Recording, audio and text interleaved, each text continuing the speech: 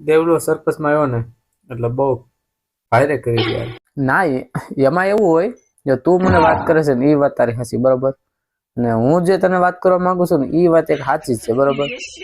આપણે એ વખતે દેવલાને આપણે મત આપ્યા હતા, આપણે 2 વર્ષ 5 વર્ષ પહેલા આપણે વાત થઈ હતી, દેવલો સરપંચમાં આવે તો સારું કહેવાય, બરોબર. હા એ વાત તો તમારે સાચી, આપણે વાત તો કરી હતી ને વાત. હા આપણે વાત કરી હતી તો આપણે મત આપ્યા, બરોબર, દેવલાને. હા તે પણ કીધું હતું કે દેવલો જો સરપંચમાં આવે તો સારું કહેવાય, ને મેં કીધું હતું, બરોબર. હા બરોબર. તો અત્યારે સરપંચમાં આવ્યો, બરોબર, દેવલો. તો હું કર્યું, પંચાયતમાં એને દેણું કરી નાખ્યું. પંચાયતમાં એટલું દેણું કર્યું કે પંચાયત આખી વેચવી પડે એમ છે, પંચાયતની હરાજી કરવી પડે એમ છે, એટલું દેણું પંચાયતમાં એને કરી દીધું. જે કાંઈ ગ્રાન્ટ આવી, જે કાંઈ વસ્તુ આવી, બધું એને ખાઈ જ ગયો છે. કઈ વાડીએ વાપર્યું, કંઈક મકાન બનાવ્યા, ઓલું એને અટાણે કેવડું ખડકી નાખ્યું, બોલો, ઘેરે બધું. ગામમાં શેરીમાં બ્લોક નાખવાના હતા, તે બ્લોક એને વાડીએ નાખી દીધા, બોલો, વાડીનો માર્ગ બ્લોક નો આખો કરી નાખ્યો.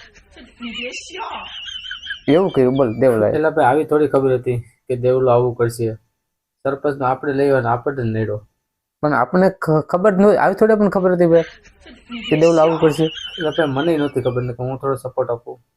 મારે સપોર્ટ આપવાનો થતો જ નતો, પણ 1-2 જણાએ કીધું એટલે મારે એને સપોર્ટ આપવો પડ્યો. આવી થોડી ખબર હતી. આવી વાત તારી સાચી વાત છે.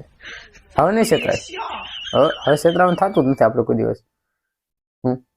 પેલા કામ કરાવી લેવાના, પછી મત. હવે ગમે સરપંચમાં આવે, આપણા એરિયાની ગમે સરપંચ આવે તો પેલા આપણે એને કામ કરાવવાનું.